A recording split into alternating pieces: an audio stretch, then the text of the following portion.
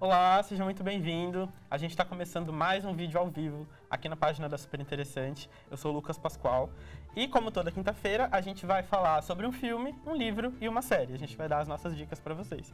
Para falar sobre um filme, um livro e uma série, estou recebendo meus amigos e repórteres aqui da Super, Felipe Germano, Pamela Carbonari. Recebendo, né? Recebendo. Cadê os queijos, os vinhos? Caso vocês ainda não estejam sabendo, toda quinta-feira a gente está aqui na página da Super para trazer esse comentário cultural para você. A gente sempre vai separar um livro, um filme e uma série. Hoje a gente está completando um mês dessa live de quinta. Sobrevivemos um mês. E a gente está aceitando sugestões e comentários. Eu estou acompanhando os comentários de vocês aqui no celular. Então, falem com a gente, podem mandar dúvidas, podem mandar críticas, podem mandar elogios. A gente adora receber. Sim. A gente está de olho. A carinha. A gente adora receber elogios.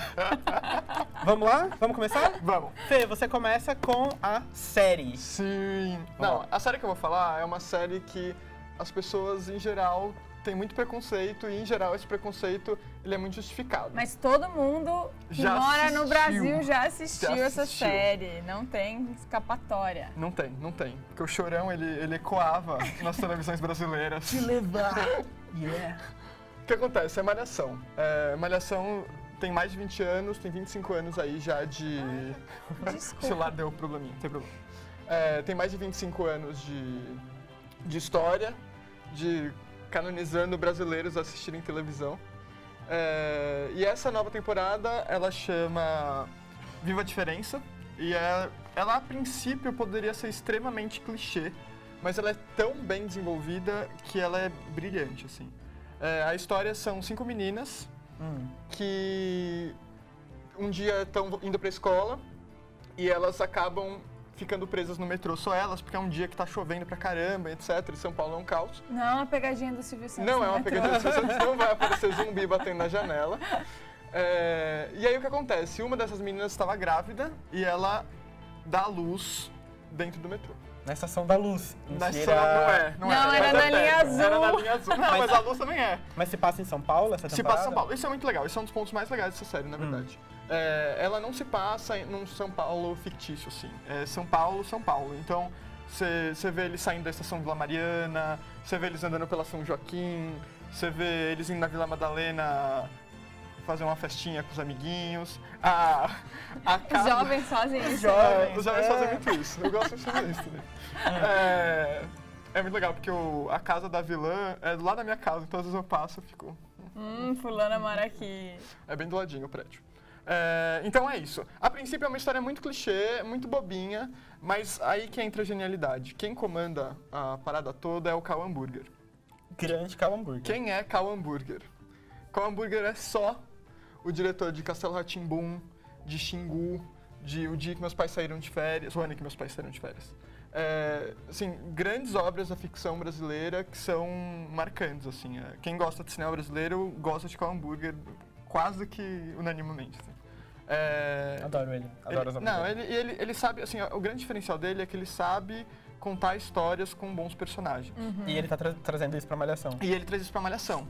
Então, qual é a grande pegada? Assim, as 5 meninas, elas não são só diferentes porque, vamos fazer uma coisa. Uma menina negra da periferia, uma menina que estava grávida na adolescência, uma menina que tem ali algum grau de autismo, e uma menina que é ex-rica, pais divorciados, assim, é uma história meio... Não é mais aquela dinâmica gigabyte, todo mundo igual, os mesmos gigabyte. problemas. Quero sair, meu pai não deixa. Não é. Legal isso. E ainda tem uma menina que ela é descendente de orientais, então ela tem todo esse dilema de pais muito tradicionais, e ela não é tão, assim, ela vive no Brasil, ela já se vê como brasileira enquanto os pais se veem como japoneses. E aí você começa, a grande sacada é que ele começa a bater nos temas de uma forma que não é tão óbvia. Então, por exemplo, tem um episódio que o ápice do episódio é quando começa uma discussão, porque a ex-rica fala assim, a minha empregada, não sei o que lá. E aí a menina que é negra fica pé da vida. Porque ela fala assim, é sua empregada por quê? Ela é sua? Você comprou ela? Ela tá... Então, assim, são discussões assim que elas existem hoje, sabe? Sim. Você vê você vê esse tipo de discussão em amigos, em coletivos de conteúdo racial. Então não é uma discussão que o que a gente está acostumado a ver na televisão, é uma discussão que ela acontecia 5 anos atrás nas redes sociais, entendeu? Essa discussão está acontecendo hoje na rede social. Porque quando a gente era adolescente, assistia Malhação, qual era a discussão? Exato, entendeu? Era bem diferente. A discussão, tu até disse, tinha uma menina, a menina do metrô estava grávida e dá a luz no vagão. Era, no máximo, essa discussão. Gravidez na adolescência ou jovens usem camisinha. Exato.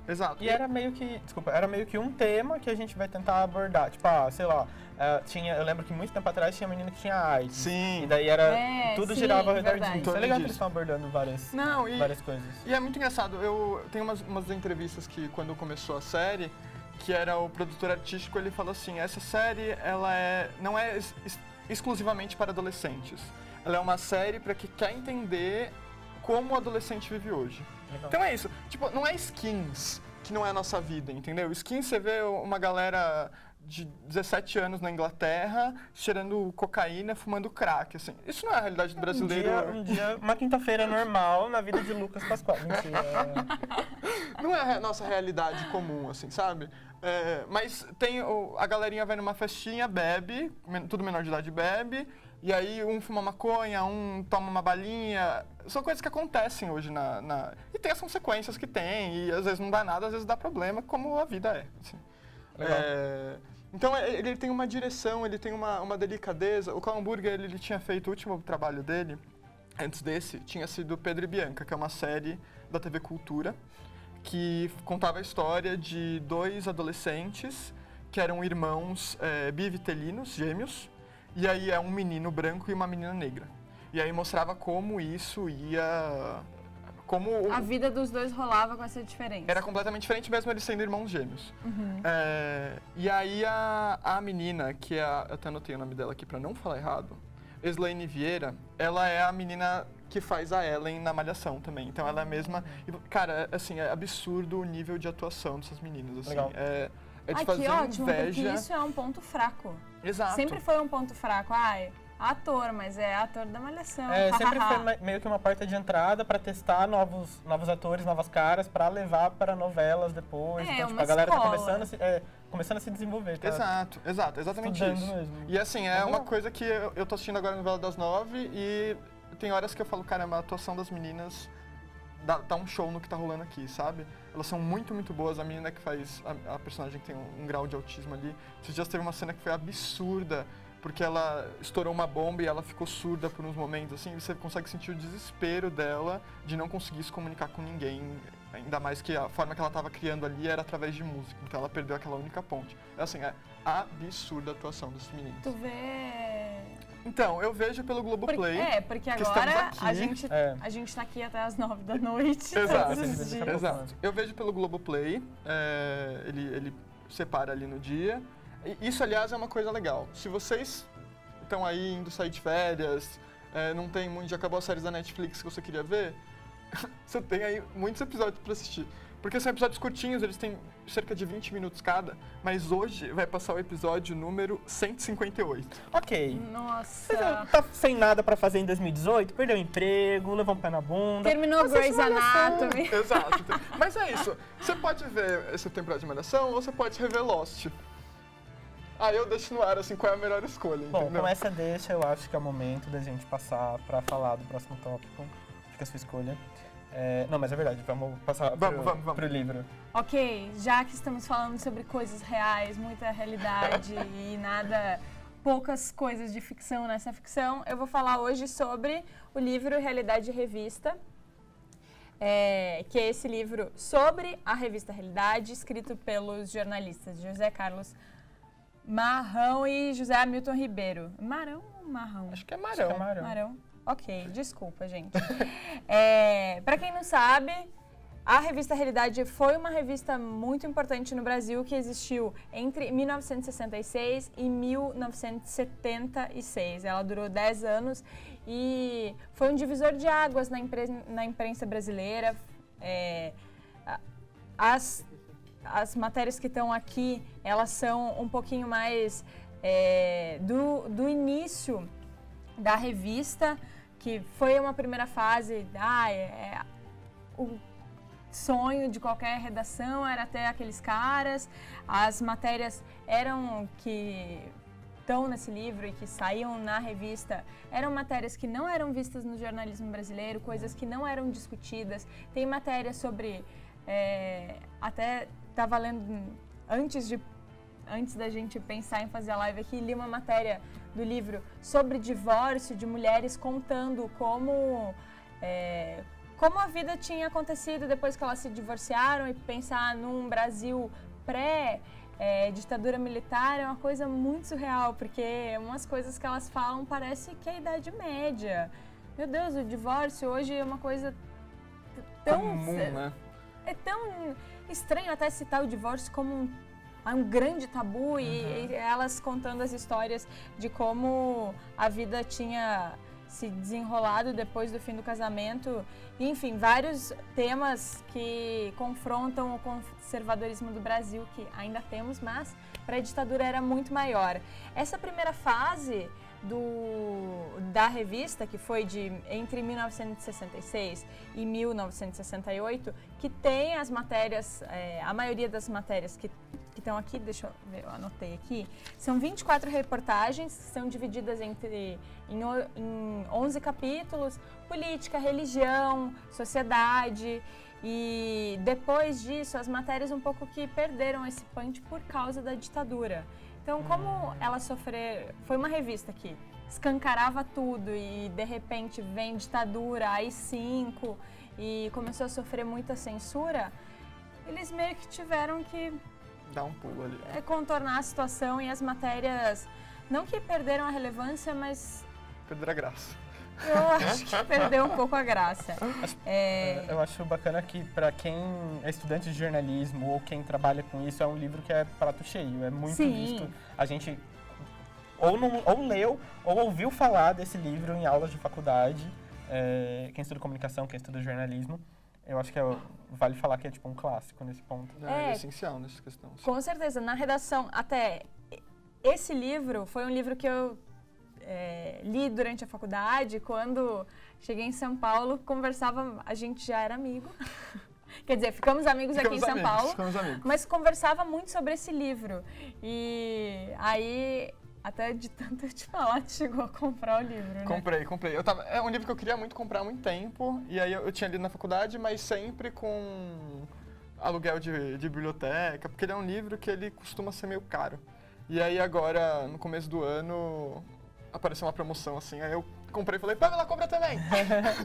Porque eu tinha esse livro e ele sumiu, como todos os livros que eu falo aqui nessas lives, somem. A Bárbara Novaes está perguntando qual é o livro. Bárbara, é o Realidade Revista, aqui da Realejo Livros.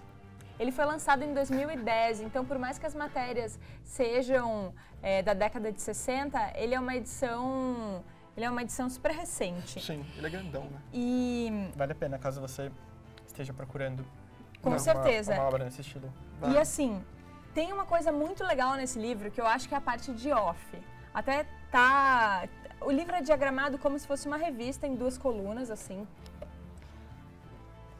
Duas colunas, mostra... Isso é legal que tenha um pouco sobre a diagramação da matéria original, mas eu sinto falta de foto, porque foi uma coisa muito importante na revista Realidade, e aqui eu esperava ver um pouquinho mais, apesar de ser só a diagramação. E aqui tem essa partezinha, em todas as matérias, tem em off, e os autores da matéria contam detalhes de bastidor, de apuração. Fui visitar o José Hamilton, conta de quando foi fazer uma matéria sobre o Chico Xavier, e quais foram os desdobramentos daquela matéria, o que aconteceu até chegar lá, e todas são assim. E também uma perspectiva de como aquela matéria impactou o que a gente tem, a nossa realidade hoje. Tem, no capítulo sobre saúde, uma matéria sobre o primeiro transplante de rim realizado no Brasil, e que hoje até o off que ele conta nessa matéria é que mais de 90% dos transplantes de rim no Brasil realizados hoje dão certo, e aquele foi o primeiro. E essa parte é bem legal, assim, porque contrapõe com uma coisa de primeira pessoa do repórter que a gente tem hoje, e que é um ponto delicado. as matérias da revista Realidade, por mais que a gente está falando, política, religião, ciência, de saúde, coisas que não necessariamente, se tu for pensar, são personalizadas, elas focavam muito nas pessoas, focavam muito nessa... Tem várias matérias em primeira pessoa, mas não é um repórter, como a gente vê muito hoje, em primeira pessoa para ser a notícia. É uma primeira pessoa para mostrar a notícia. Sim. As impressões deles ali sobre o que estava acontecendo, né?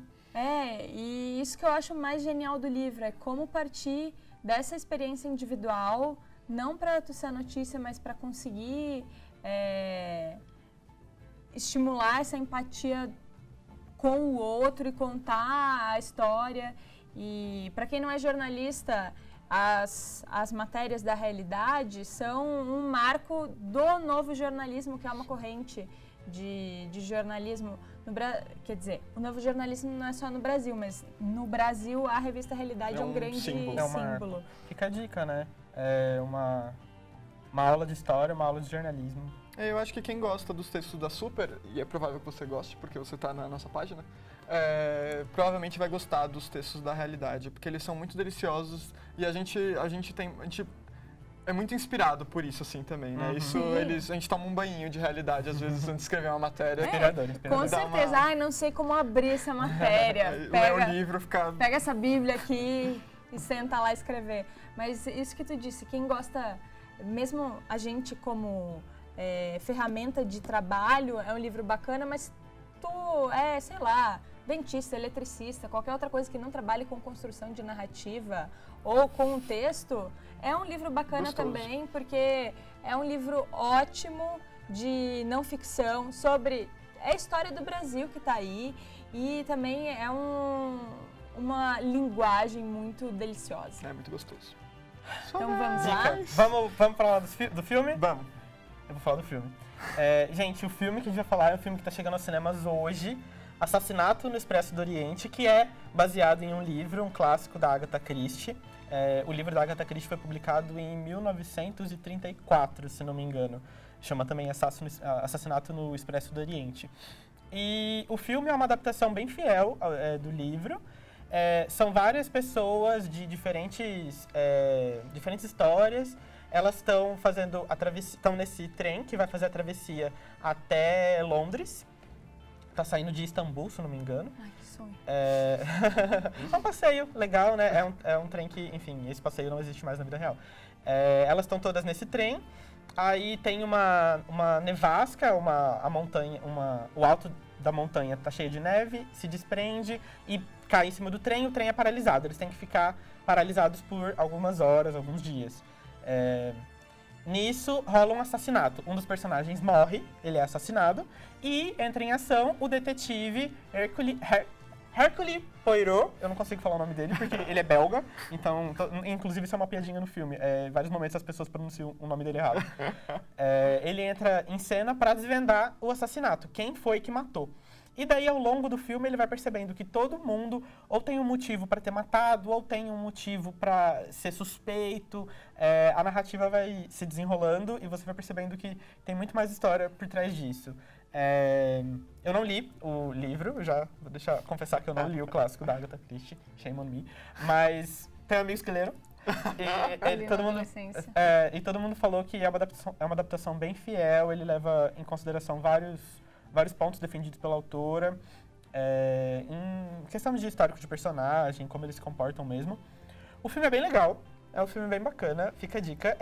Eu saí da sessão do cinema, eu fui na cabine de imprensa na terça-feira de manhã. Eu saí do cinema com uma sensação boa, de tipo, beleza, é um blockbuster, é um filme grande, é cheio de ator conhecido, tem... É um elenco e tanto. É um elenco gigantesco, tem a Judi Dench, Penélope Cruz, Johnny Depp, Michelle Pfeiffer, a Daisy Ridley, que é a nova protagonista de Star Wars. Todos eles comandados pelo Kenneth Branagh, que foi quem fez o professor Lockhart em Harry Potter e a Câmara Secreta. Ele é o protagonista desse filme, ele é o detetive Poirot, e ele também dirige. Eu fiquei curiosa, queria ver mais imagens. É bem legal. Não, e é interessante também porque o livro da Agatha Christie, ele já foi, imagina, ele é de 1934, tem 80 e poucos anos. 80 e poucos ou quase 80? Enfim. E ele já foi adaptado outras vezes. Ele virou um filme clássico de 1974, que foi indicado a 6 Oscars, esse filme de 74. Ganhou um Oscar de atriz coadjuvante, a Ingrid Bergman ganhou pelo papel dela. Quem faz o papel a personagem que a Ingrid Bergman fez de 1974, a gente tá vendo cenas dele aí agora, é a Penélope Cruz agora. Legal. E foi um sucesso, é um filme cult, muito bem recebido. E depois esse livro também foi adaptado para um filme feito direto para TV em 2001, que não fez muito barulho, não é. No geral, as adaptações dos filmes, dos livros dela são muito ruins, tirando esse. É um fracasso. Aliás, desculpa, terminei, eu te falo. Não, era isso. Eu ia falar, aliás, tem um infográfico na Super desse mês. Ah, é verdade. Foi difícil fazer, preciso fazer minha propaganda. Ele fala sobre todas as 130 adaptações que já rolaram sobre Agatha Christie. Então, quais são os jogos de videogame que saíram, quais são os filmes, quais são os programas de rádio, quais são os programas de TV. Tá tudo ali bonitinho, esquematizado. Então, vejam, isso provavelmente as pessoas que viram o filme vão gostar de ver. Tá nas bancas, a edição tá nas bancas.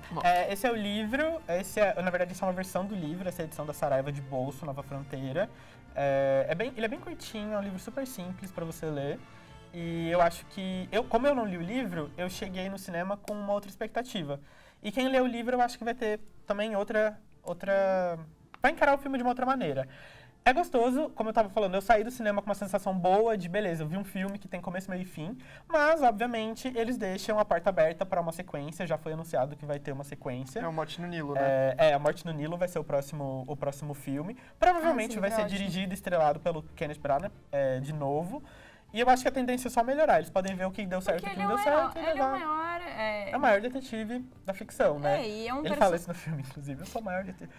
Provavelmente eu seja o maior detetive do mundo. Ele é todo metódico. O bigode dele é um senhor à parte, porque o bigode dele é por isso que tu voltou assim. com o bigode da cabine? Um brindezinho. Era um bigode. Agora tudo está explicado. Tudo se encaixa. Mistério resolvido. Mas sabe o que? Eu li muito Agatha Christie quando eu era adolescente. E eu tô ansiosíssima para ver o filme pela nostalgia, assim. Como eu lia um atrás do outro, agora as coisas estão um pouco turvas na minha cabeça. Lembro mais do Morte de Cianureto. Sei. Eu não lembro o título certinho. Esse é um que eu lembro um pouco mais do enredo, que não faz tanto tempo que eu li. Mas li muito os livros dela quando eu era adolescente. Eu tô ansiosa para ver pela nostalgia. Assim, ele era como eu imaginava. E um pouco, a gente tá falando de malhação também, voltar para a mesma fase da vida agora. E é um brinde de cianureto? Estamos falando aqui, Só tô falando aqui no meu ouvido. Isso. Ai, a voz de Deus. Obrigado, produção. Não, ótimo, é verdade. Um brinde de cianureto. Eu lembro que eu fiquei muito curiosa na época, eu devia ter uns 13 anos. O que será cianureto? Será que é um drink que eu não conheço? É um veneno, né? É um veneno. Outra coisa que eu tô muito curiosa é o figurino. O que tu achou? Eu gostei do figurino. O livro óbvio, é de época, 1934, e eles resgatam isso no filme. O filme se passa antigamente, né? É muito legal, eu acho que o figurino tá caprichado. Acho que eles conseguiram trazer a década em que o filme se passa sem problemas, assim. Todos eles, você tá vendo, todos eles têm algum estereótipo, eles são caracterizados por uma característica específica, um trejeito específico, e de fato, é um elenco grande. Então, não dá pra você se aprofundar nos personagens e ter uma riqueza de detalhes, e todos eles têm uma motivação, todos eles têm um background, mas o filme faz o que consegue, o que o livro se propôs a fazer também. E a história, no fim das contas, é a história do detetive, ele é o protagonista. A Bárbara tá perguntando aqui nos comentários se ele tá bem no filme. Bárbara, eu acho que ele ficou bem legal. Eu comprei o Kenneth como o detetive Poirot.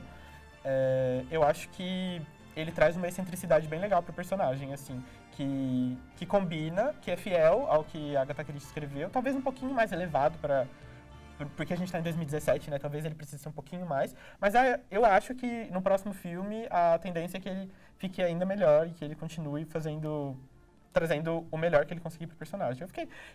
sei lá, fazia muito tempo que eu não saía do filme pensando, que filme gostoso, que legal. Sei lá, você sai de uma cabine, ou sei lá, do cinema, Você vai ver um filme de super-herói, você vai ver o último Thor. Eu adorei Thor. Aí você sai do cinema, ai, mal posso esperar pra ver o próximo. Isso é um capítulo de uma saga. Esse aqui não. Ai, que saco. Começo, meio e fim. Então, assim, perfeitinho. Aquela história, finaliza, você sai do cinema, ok. E a resolução do caso é legal. Eu fiquei surpreso. Como eu não tinha lido o livro, eu não sei se é igual ou diferente do final do livro. Eu não tenho essa informação. E também não seria legal pra quem já leu o livro, né? Não é uma como eu não li, então pra mim qualquer coisa era surpresa. Eu gostei bastante da resolução, eu acho que na minha cabeça fez sentido. Legal. Não é um filme que você vai falar, meu Deus, agora eu sou fã e eu vou acompanhar tudo, ele é o melhor personagem que existe. É um filme que assiste assim, sabe? Você vai se divertir, vai valer a pena. Legal. E também estimular a leitura, vai querer ler o livro, exatamente. né? Eu peguei esse livro aqui agora. A ideia é ler Agatha Christie. Quem sabe a gente não fala da Agatha Christie numa próxima live. Pode sabe? Quem ser, sabe? pode ser. Gente, falando nisso, se vocês tiverem sugestões de filmes, séries e livros pra gente abordar aqui nas lives, conta pra gente, comenta aqui na live, escreve alguma coisa, manda uma mensagem privada, a gente tá disponível. E querendo sugestões, por favor, porque toda semana paro na frente da estante. E agora? O que eu vou falar agora? A gente tá sempre trazendo coisa nova. A ideia é sempre trazer coisa nova, não necessariamente lançamentos, resgatar algumas coisas. Se você der uma vasculhada aqui no Facebook da Super e também no YouTube da Super Interessante, você consegue ver o que a gente os nossos outros vídeos, os outros 3 vídeos que a gente já fez. E a gente vai voltar às quintas-feiras sempre aqui, comentando um livro, um filme e uma série. Por favor, venha com a gente. Por favor, vai ser legal. Obrigado pela participação. A gente vai acabar a live aqui. A produção tá me falando no ouvido de novo. Acaba. Um brinde de cianureto pra cianureto, vocês.